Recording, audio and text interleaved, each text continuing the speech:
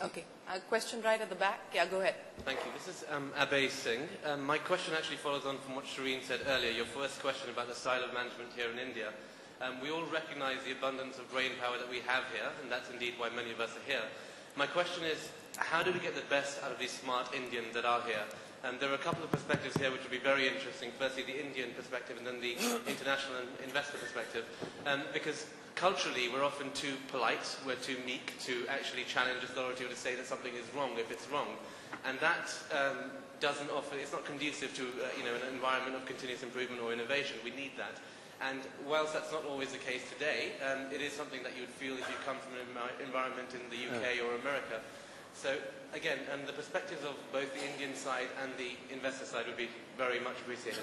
Okay, I'll get all three of our panelists to answer that, but it's a strange coincidence because I have what the UN Secretary General Ban Ki-moon said. He said Asia is a region where modesty is a virtue, but modesty is about demeanor, not about vision and goal. So maybe a lot of the Indian modesty is actually seen as modesty and politeness, but maybe it's not modesty or vision or goal. So I'm going to give it to Patrick first. Go ahead. I think it's a really interesting issue, and I particularly feel this issue because the 9,000 people working into my business in the UK are integrated into the business. So we have virtual contact centres. You may speak to one person in the UK, then someone in India, and that's being managed by one virtual team, some in India and some in the UK. And I think that it is an issue. And one that we struggle with occasionally because sometimes we just don't hear the issues. We say we've got a slight problem in the UK. Someone says you've got a slight problem. Well, get on with it.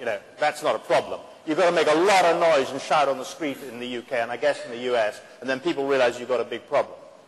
That's not the case in India. People are much politer in the way they express the issue.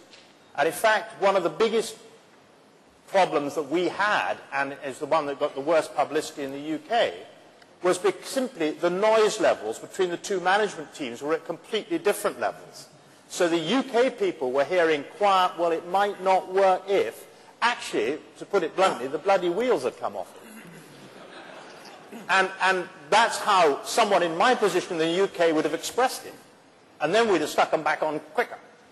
And I think it's a very interesting issue. I mean, you certainly have a different dimension if you have a business in an international company based in the country as part of it. When you're integrating, you've got to be much more appreciative. We are flying people much more between the countries now, and I think we're starting to understand the difference in culture.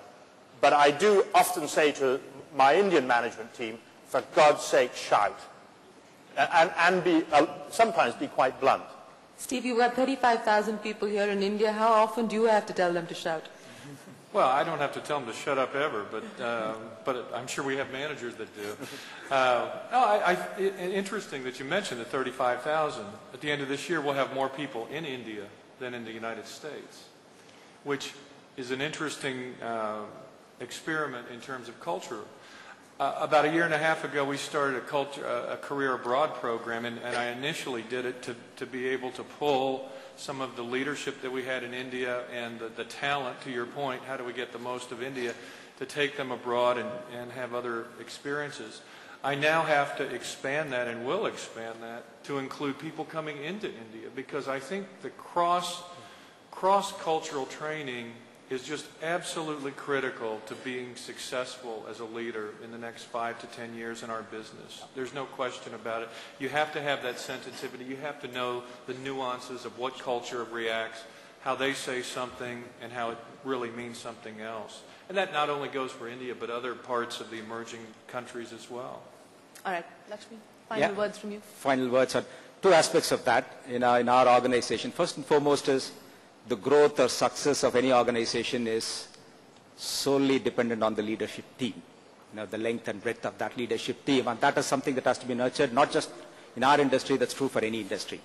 The way we go about doing it is the global leadership team has a global mindset, people with the appropriate talent, wherever they hide from, they know that they have to move from one location to the other, wherever it is in the world. You will have a person that we hired from Holland going and working in China, somebody from India working from somewhere else, etc. That happens, and they also know the goals are clear. The only two measures that they have is client satisfaction and retention, growth. If you deliver it wherever you are, you get exactly the same compensation no matter where you come from. Whether you are an employee or a leader from India or from China or Holland or US, it just doesn't matter. Standard that we follow across in the leadership level. Once that's set, that drives the global mindset within the organization. The mindset is, if I have to get to be a global leader, these are the parameters I'm measured by.